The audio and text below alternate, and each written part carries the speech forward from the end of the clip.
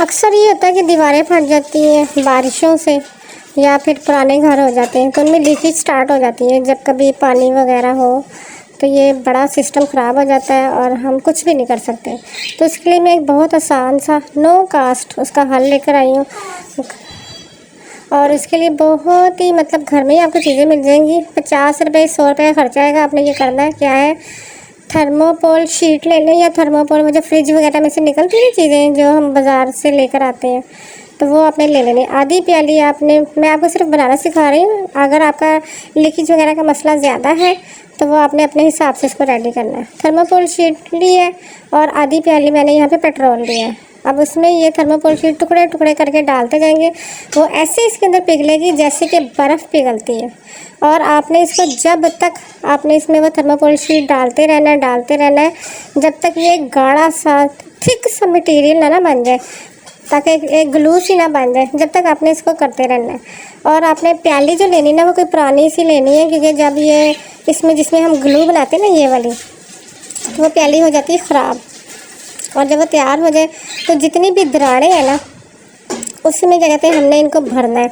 जब आपको लगे कि इसका ये जो प्रोसीजर है वो स्लो हो गया, लाइट हो गया, अब ये बर्फ़ की तरह नहीं पिघल रही है, तो इसका मतलब है कि अब हमारी ग्लू रेडी है और ये वाटरप्रूफ होगी और बहुत ही जल्द मतलब ये स्टिकी सी हो जाती है, ड्राई हो जाती है और बहुत गाढ़ी सी होती है। इसके आप पेंट करें कुछ भी करें तो वो लीकेज लेकिन आपकी ख़त्म हो जाएगी।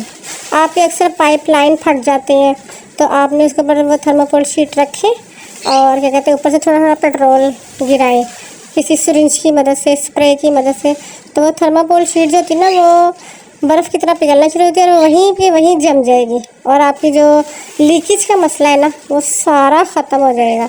तो ये इतना आसान सा हल है, ये आप दूसरों को भी बताइएगा, शेयर भी कीजिएगा और मेरी वीडियो अच्छी लगे तो आपने सब्सक्राइब करना है। पुराने हैं जो देखने वाले हैं उनका तो बहुत बहुत थैंक्स, क्योंकि ये मेरे जो है एक और चैनल पर भी मुझे देखते हैं राहिस किचन के नाम से, और ये इस चैनल पर भी मुझे यहाँ पर आप लोग फॉलो कर रहे हैं। तो आपने इसे को ज़रूर देखना है और शेयर भी करना है और नए हैं तो सब्सक्राइब करें। अब आपने क्या करना है, सिरिंज की मदद से करें, किसी पेपर कार्ट वगैरह की मदद से इसको करें, भरें, ये अब आपकी अपनी मर्ज़ी है। तो आपको मेरी वीडियो अच्छी लगी है तो इसे शेयर करें और सब्सक्राइब करें। अच्छी वीडियो के साथ फिर मिलते हैं। अल्लाह हाफिज़।